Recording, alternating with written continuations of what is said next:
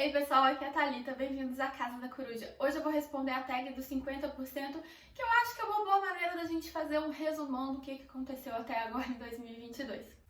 A primeira pergunta é o melhor livro que eu li até agora. E a minha resposta oficial para esse livro, para essa pergunta, é A Dowry of Blood, da S.T. Gibson. Esse é um livro que não tem em português ainda, ele só tem em inglês. Ele fala sobre as noivas do Drácula. A gente acompanha a história de uma dessas esposas do Drácula e como ela vivia um relacionamento abusivo com ele. Ele era super controlador, ela não podia fazer nada. E a gente vai acompanhando desde o início da construção desse relacionamento até ela ir tomando consciência de como que aquele relacionamento fazia mal para ela e ela tentar se libertar das garras do Drácula. É um livro muito legal. Eu devorei esse livro. É um livro mais curtinho. E a gente tem essa linha narrativa da história do Drácula, mas na verdade a autora está falando sobre os relacionamentos abusivos e sobre como é fácil você ir se enrolando naquela trama e como é difícil você perceber como que esse relacionamento é ruim pra você, como que esse é um relacionamento que você tem que escapar e como é difícil você sair desse relacionamento depois. Apesar da gente ter esse elemento fantástico dos vampiros e de bebedores de sangue, por trás ela tá falando, na verdade, dos relacionamentos abusivos. Eu achei a escrita da autora incrível, uma escrita super poética. Eu amei esse livro. Quem quiser ler ele em inglês, eu li ele através do aplicativo do Scribd, que é um aplicativo de assinatura de livros igual ao Kindle Unlimited, só que ele é dos Estados Unidos. Então tem muito livro em inglês, tem livros lançamentos em inglês nele, mas agora tá começando a ter bastante livro em português também. Eu sei que a Dublinense tem muito livro que eles disponibilizam por lá. Os livros da Carla Madeira estão lá. Enfim, tem muito livro em português bom também. Eu vou deixar aqui no box de descrição o link para quem quiser testar. Clicando no link você tem 60 dias de graça para você testar o aplicativo. Essa é a minha resposta oficial, mas eu vou dar uma resposta também de um livro que foi publicado aqui no Brasil, que todo mundo tem acesso, que é o No Ar Rarefeito, do Jon Krakauer.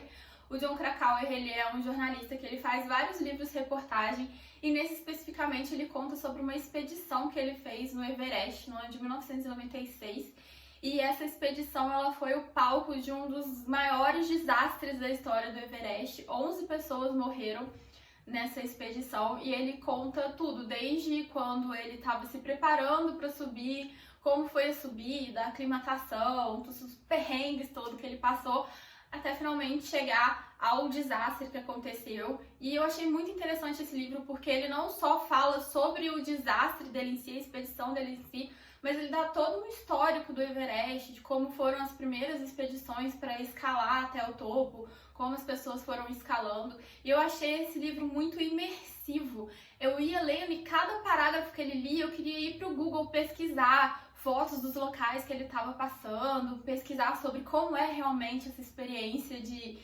escalar o Everest. A próxima pergunta é a melhor continuação que eu li.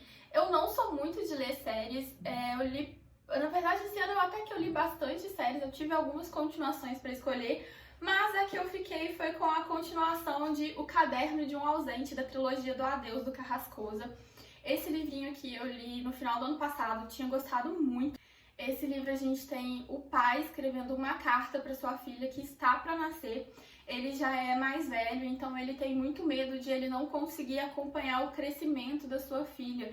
E ele escreve essa carta de uma forma muito saudosista, já como se ele com certeza não fosse acompanhar esse crescimento dela. E ele vai escrevendo tudo que ele queria falar para ela sobre a vida, sobre o amor, sobre sentimentos. Ele vai como que passando alguns ensinamentos para sua filha através dessa carta. E eu li os 2 próximos livros da trilogia, mas o que eu gostei mesmo e que vai ganhar esse pódio aqui de melhor continuação é O Menino Escrevendo ao Pai. Aqui a gente tem como se fosse a resposta dessa filha a esse pai. Aqui ele está escrevendo para ela antes do seu nascimento e aqui ela vai escrever para ele depois que ele já morreu.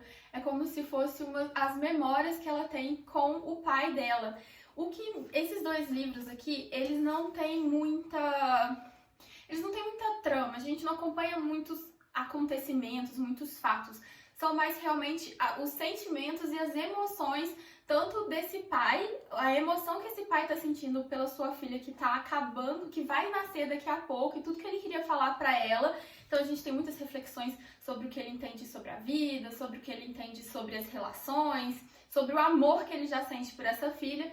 E aqui a gente tem essa filha relembrando todo o seu relacionamento, toda a sua vida ao lado desse pai, mas relembrando do ponto emotivo, do ponto sentimental, tudo aquilo que ela passou com esse pai, tudo aquilo que ela sentia por esse pai. Esses 2 livros eu achei fantástico, foram 2 livros 5 estrelas, assim, é um livro que eu não fiz marcação porque eu ia sair marcando o livro inteiro, porque a escrita realmente é, assim, perfeita. O terceiro livro é A Pele da Terra. A gente vai acompanhar o irmão o outro filho do João, pai, que é o irmão da Bia. Ele é meio irmão da Bia. E aqui, na verdade, a gente vai ter a relação desse filho com o seu filho. A relação do irmão da Bia com o filho dele. E esse livro aqui eu já gostei bem menos do que os outros 2. A gente tem esse pai e esse filho percorrendo o caminho de São Tiago da Compostela. E a gente tem esse pai tentando se aproximar do filho. Eles têm uma relação meio distante, bem diferente da relação do pai dele com a Bia. Eles têm uma relação meio distante e a gente vai acompanhando esse pai falando como que ele queria ser próximo ao filho, como ele se arrepende da distância. A gente tem os diálogos internos dele tentando se aproximar desse filho e ao mesmo tempo não conseguindo, porque já são muitos anos de afastamento. Esse aqui eu gostei menos um pouco, eu não me conectei tanto com a história, esse aqui eu dei só 3 estrelas, mas os 2 primeiros livros vale muito a pena. A trilogia inteira vale a pena, esse aqui você acaba tendo ali um panorama total da família, mas assim, se fosse pra escolher, eu ficaria... A minha classificação é com certeza Menina Escrevendo ao Pai em primeiro lugar, Caderno de um Ausente muito empatadinho ali no segundo lugar, bem próximo, e por último, A Pele da Terra. A próxima pergunta é algum lançamento do primeiro semestre que você quer ler? Eu não sou muito de acompanhar lançamentos, mas esse ano eu tenho uma resposta para essa pergunta. Era um livro que eu já estava querendo ler quando ele saiu lá fora e agora ele foi publicado aqui, que é Antes que o Café Esfrie. Aqui a gente tem uma história meio de ficção científica. A gente tem essa cafeteria em que as pessoas podem visitar essa cafeteria e se elas sentarem numa mesa específica, numa cadeira específica, elas conseguem viajar no tempo. Elas podem voltar para qualquer lugar do passado e observar o que aconteceu naquele momento. Elas não podem alterar nada do que aconteceu, mas elas podem reviver aquele momento. E elas têm o tempo até o cafezinho esfriar, até o momento que o café que elas têm que beber esfriar, para elas voltarem a essa cafeteria. E no decorrer da história a gente vai acompanhando várias pessoas que passaram por essa experiência e as histórias dessas pessoas. Eu achei a premissa desse livro muito interessante. Apesar de ser um livro que tem ali ficção científica, ele é um livro também mais reflexivo. As histórias dessas pessoas vão trazendo algumas reflexões pra gente. E eu fiquei muito animada quando ele saiu aqui no Brasil. Eu tô louca pra ler, mas ainda não comprei. A próxima pergunta também é relacionada a lançamentos, que é um lançamento do segundo semestre que você tá doido pra ler. De novo, normalmente eu não tenho resposta, mas dessa vez eu tenho, que é o Lore Olympus. É uma revista em quadrinho que reconta a história da Perséfone e do Hades, da mitologia grega.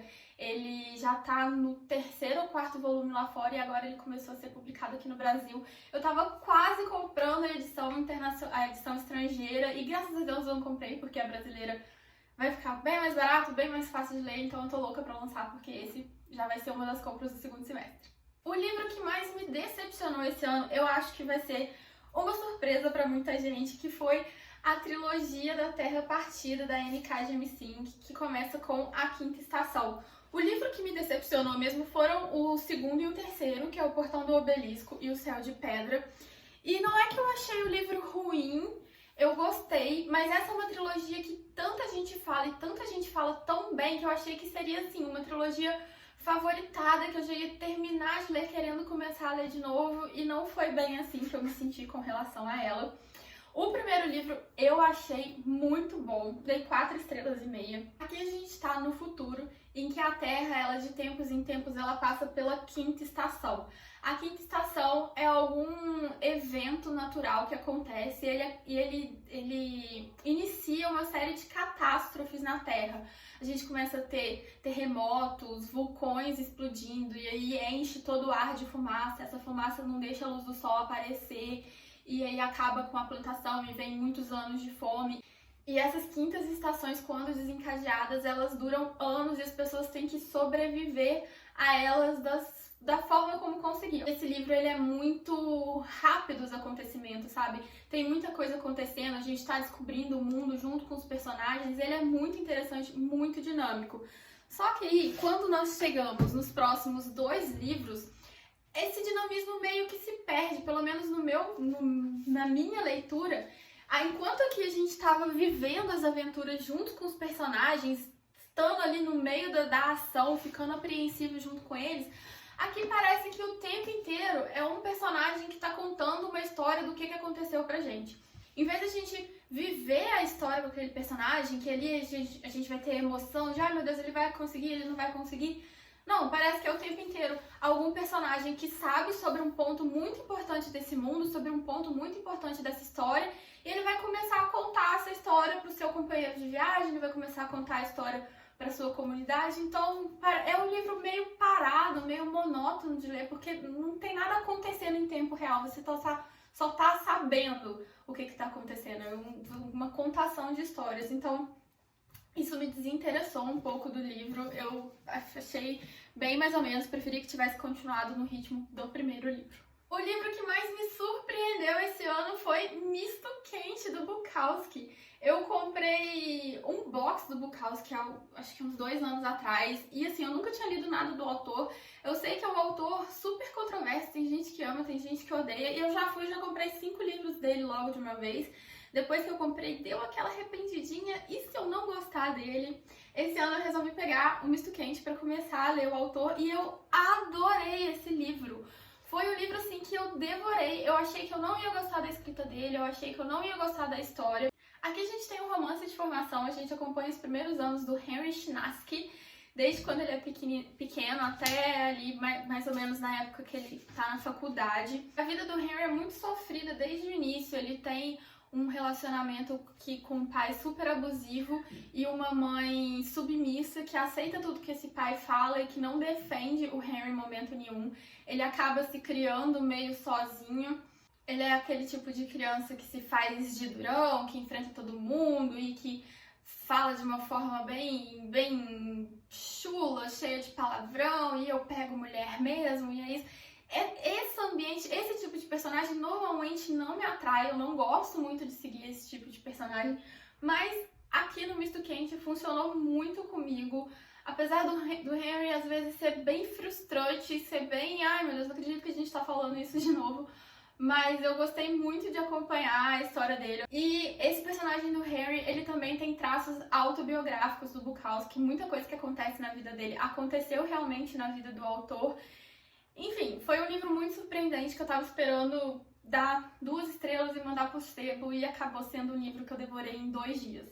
Novo autor favorito? Eu não tenho exatamente um novo autor favorito, não tem nenhum autor que eu li pela primeira vez esse ano que eu tenha amado e, meu Deus, fiquei encantada. Mas tem 2 autoras que eu gostei muito dos livros e eu já dei uma olhada nos outros livros que elas já publicaram e eu fiquei com muita vontade de ler mais coisas delas. O primeiro é a Daphne du Maurier, com Rebecca. Gostei muito desse livro, eu gostei muito da ambientação que esse livro faz. Eu me senti realmente morando naquela casa. Pra quem não sabe, aqui a gente acompanha a protagonista, que ela acabou de se casar com o ex-marido da Rebecca, e ela se muda pra casa dele, e essa casa é como se fosse um santuário da ex-mulher dele, sabe? Todo mundo adorava, idolatrava a Rebecca, e tudo na casa é feito da mesma forma como a Rebecca fazia antes, e ela só ouve coisas boas. E ela começa a achar que o marido ainda é apaixonado pela Rebecca, mas isso tudo tem um tom muito sombrio por trás. A gente sempre fica na dúvida, o que aconteceu realmente com a Rebecca? Por que ela era essa figura tão adorada? Então tem um tom meio gótico na história, sabe? Aquela casa, aquele casarão sombrio, que parece que tem fantasmas andando por ali, ou pelo menos o fantasma da memória da Rebecca tá muito presente ali. Gostei muito da ambientação desse livro. Existe uma polêmica nesse livro, que esse livro foi cópia de um livro brasileiro, que é A Sucessora. Eu tenho esse livro A Sucessora aqui em casa, eu tô esperando dar um tempinho que eu li Rebecca pra eu ler A Sucessora e fazer uma comparação entre os dois livros, mas eu gostei muito da escrita da autora e eu quero continuar lendo outros livros dela. E a outra autora que eu gostei muito também foi a Emma Donoghue. Essa autora é daquele livro Quarto, que deu origem ao filme O Quarto de Jacob. Esse livro aqui a gente acompanha a protagonista, que é uma enfermeira, que ela é contratada pra meio cuidar, meio vigiar uma menina de 8, 10 anos que ela parou de comer simplesmente. Ela fala que ela não come nada há meses e que ela tá vivendo do poder divino.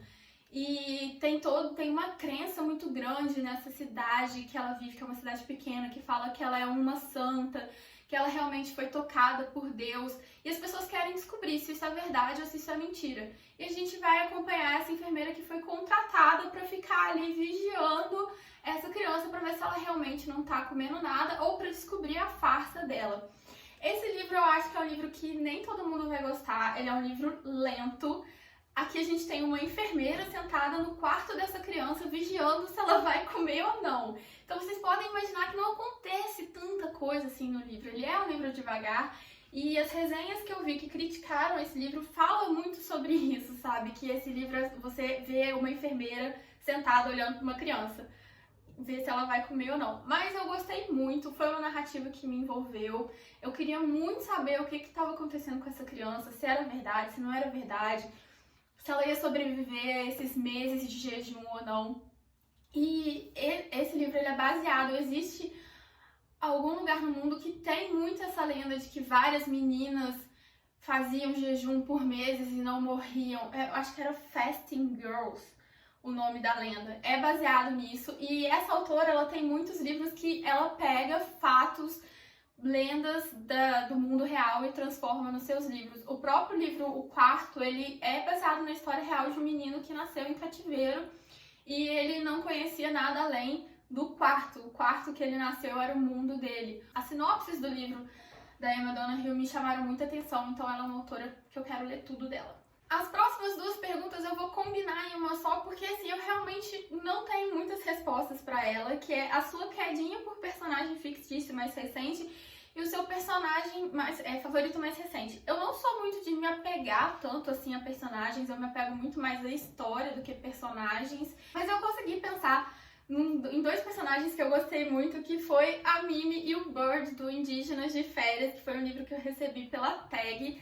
A gente tem eles são dois índios mais velhos que estão viajando pelo mundo atrás dos passos de um familiar muito antigo que já morreu há 100 anos, que sumiu no mundo com uma relíquia de família.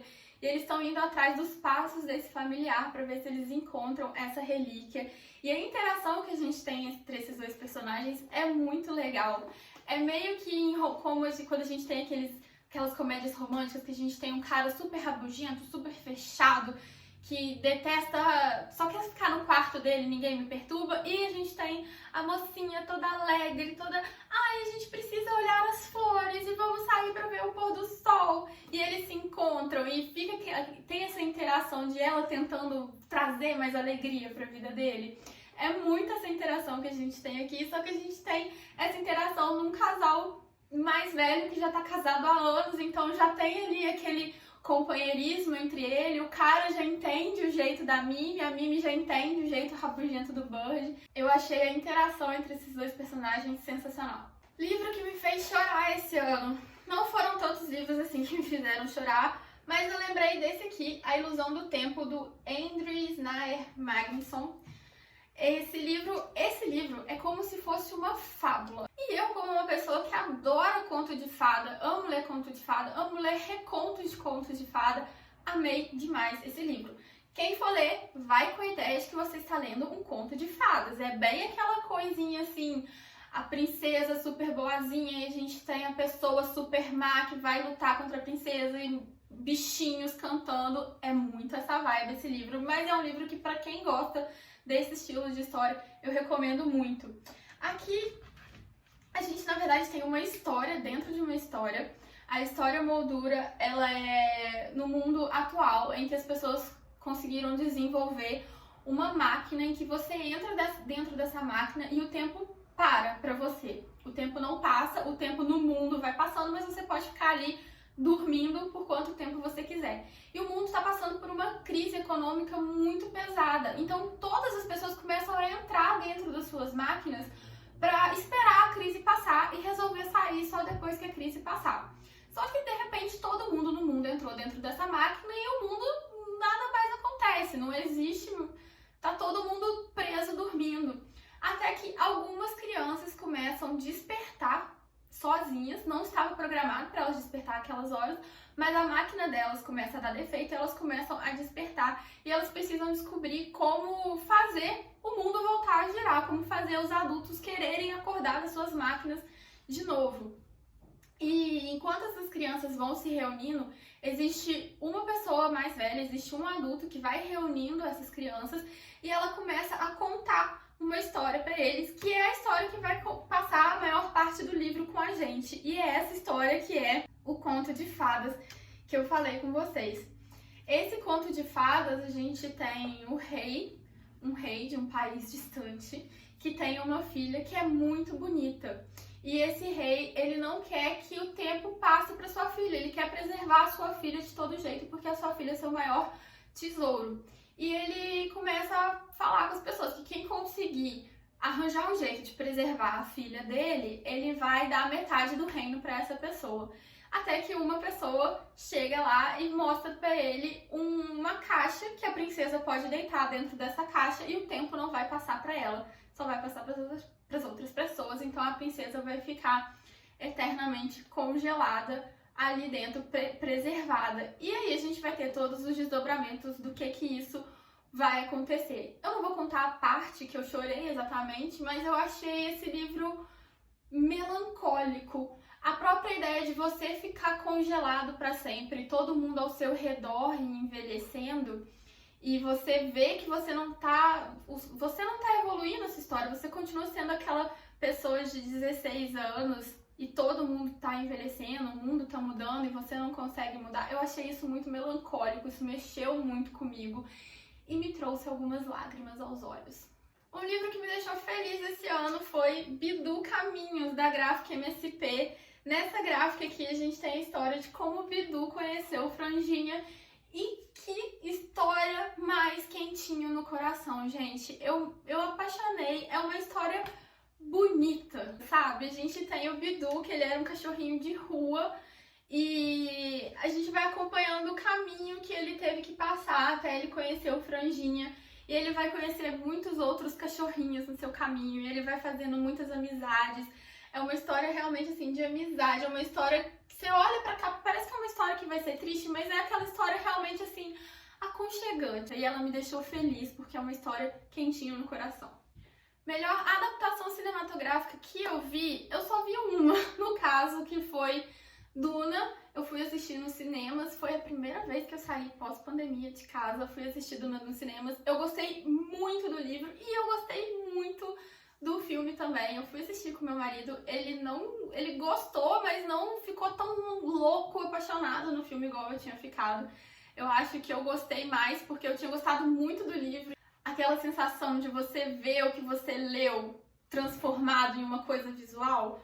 Adorei o filme. O livro mais bonito que eu comprei esse ano, eu tive um pouco de dificuldade de responder essa pergunta. Eu não sei se é porque eu não tenho, assim, todos os livros que eu comprei juntos pra eu analisar, mas eu não consegui pensar em nenhum livro que eu tenha achado a capa me chamado a atenção por ser bonita. Eu acho que eu comprei mais livros que eu estava a fim de ler do que realmente livros bonitos, mas eu vou dar este título pra coleção da Jane Austen que eu comprei da editora Pé de Letra. Eu adorei todas as capas deles. Esse aqui é o da Tema, que é o que eu li nessa edição, mas todas as capas têm essa temática de flores com cores diferentes.